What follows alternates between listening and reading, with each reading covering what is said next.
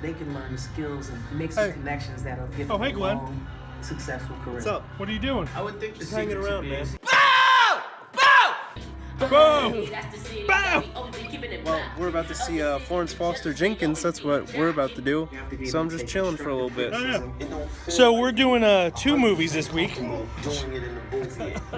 We're doing 2 movies this week because nothing really came out on Thursday. There are movies coming out tomorrow, but nothing came out on Thursday. Yeah, the only one that's coming out was 31. And that's the only day we can really do it.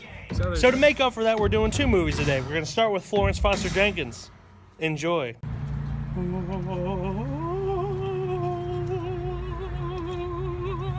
Yes, we saw Florence Foster Jenkins. That's the theme song now. Anyway, I went into this movie kind of skeptical because I'll be honest, I'm kind of tired of Meryl Streep movies. How dare I? But it actually turned out not so bad. I was not impressed with like the pacing and everything. Like I said, it seemed like it was just trying to get to her singing again. Mm-hmm. But those scenes were pretty hilarious. Yes, they were. It was a very funny movie. Simon Helberg, who plays her pianist, was absolutely hilarious. Her what? Pianist. Oh, okay. Pianist. Good. He apparently never saw the Adrian Brody movie. I did.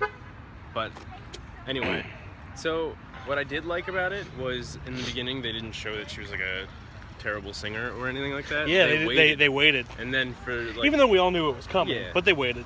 And then when it happened, they were just the sun, golden hour. Golden hour. But yeah. But when they finally practiced, like, and the pianist was practicing with her, he was just like. The great thing was about Simon Helberg's character is his reaction was everyone else's reaction. If you didn't know what was going to happen. When you knew what was going to happen, you were just waiting to see how he reacted. But I could see if you went in without knowing anything, you would have the same exact reaction.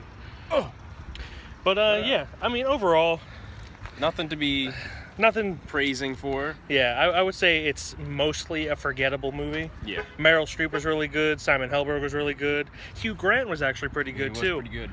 So yeah, I'd give it a probably 6 out of 10. I'd give it a 5 because I wasn't really bored during the whole thing. Yeah. It's just a movie. Mediocre. But yeah, so now we're gonna go see Anthropoid with Cillian Murphy. Hopefully, and other much people. Better. James Dornan. I want to say Jamie Dornan. Does that sound right? One of the two, hopefully. Yeah, we're gonna go see that.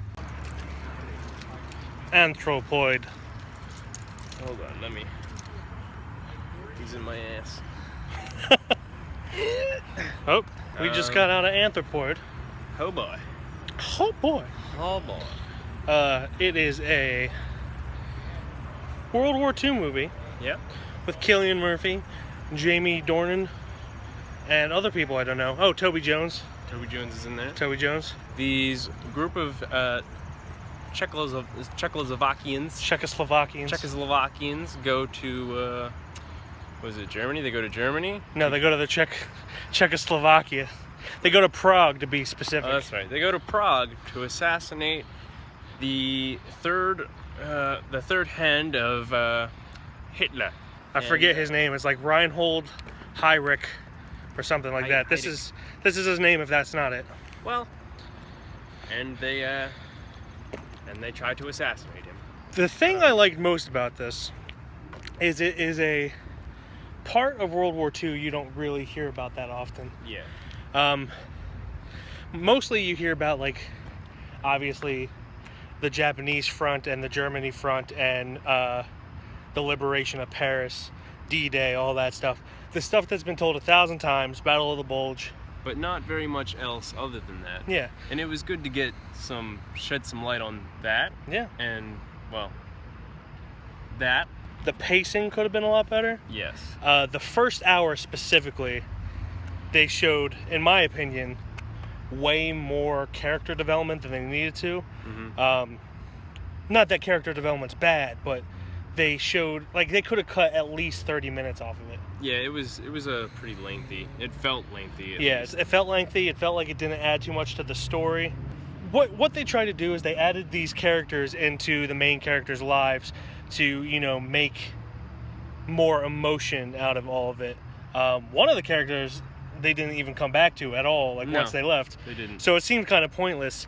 And at the same time, these characters were compelling enough where I was with them from the get-go, where in the first 5 minutes, they developed their character to be like, to the point where I was just like, yeah, I'm with these guys the entire way. They didn't need to add, like, love interest, which is what they did. Unnecessarily. Yeah, unnecessarily. But after that first hour, when it started to pick up, I was really into it. Yeah. When it got more into, like, the espionage and the assassination attempt and all that, it was really, really intense, I felt, and I thought it was shot really well. A little shaky for my liking, but... It was shaky cam, which I didn't mind. It was like, there was... half of it was good, half of it was bad. Like, we were also in the second row, though, so that I feel like that played a big part of it. If we were back a little bit further, maybe. I don't know. There's parts where they were doing really well with the shaky cam, and then they kind of were just like, where's yeah. Oh, God. Other than that, I kind of like the cinematography a lot. Yeah. They captured... I don't know if they shot in Prague or if they just... Well, either way, they showed Prague really well, at least to my understanding. I haven't been to Prague. I've seen pictures of Prague. They showed a setting pretty well. They showed a setting that I believed to be Prague. Yeah. Acting wasn't that bad. Jamie Dornan. Cillian was my favorite. Cillian Murphy by far was the best. But Jamie Dornan, who before this, all I really knew him from was 50 Shades of Blech. Half the movie I'm sitting there like, what do I know him 50 from? Shades of Blech. And then I looked it up midway. I'm like, Mr. Grey will see you now and assassinate you. You could tell that he just didn't want any part with 50 Shades of Grey. Yeah. But because no one knew who he was before 50 Shades of Grey, he was just like, fine, I'll do it. And then he just half-assed it the entire time. But in this, he was actually really compelling. He gave a pretty good performance. Yeah. But Cillian Murphy... Man. What else can I go into? The action scenes. The action scenes were really done good. Really well. They were really intense. The one scene that really caught my attention is the assassination scene. Yeah. Or assassination attempt scene. It was just really intense. It was. It showed them preparing with nothing happening extremely well. Like, nothing really happened while they were waiting. But I was on the edge of my seat, like, the entire time. And then the last action scene right at the end of the movie was actually done really well. But there's a problem that I have with most movies. I don't know if you'll add this in or not. But there's a problem I have with most movies. If you're out of ammo and there's like 6,000 guns from dead bodies laying right in front of you, why not go for those guns? They weren't really out of ammo. They still had ammo left. Well, and pistols, if I were a soldier, I would only get it if I absolutely knew that I was going to get out of it. But if there's like 5 dead bodies right in front of you... They were like 5 feet away. And 5 feet is the difference between... You know how fast bullets travel? I'd go for those guns. I'd probably get shot, but I'd go for those guns. I could see both sides. I could see both people, people going to get the guns and people being like, yo, it's not worth the risk. I mean, the one guy was going hella crazy with a pistol, so I don't blame him with sticking with it. Yeah. But if these Germans are coming up with machine guns and you're almost out of ammo in your pistol, I'd grab that machine gun. Yeah. But hey. Anyway, I don't have anything else to say. Not too much. I'm going to walk this way. I'm going to give this a 7 out of 10. I'm going to give it a 6. So that's why we rate it. A 6. Oh, that's the record button. Oh, look at that. Hey, guys. While we're on our way home, you might as well go over here, where right next to this neck here, over there is going to be, our last week's video. And that was for... Don't Breathe? Don't Breathe. That was our last review. Where I basically died. He did die. Pretty good body falling sound at the end, if you got that. Well, it hurt. I might use that at some point. I certainly hope so.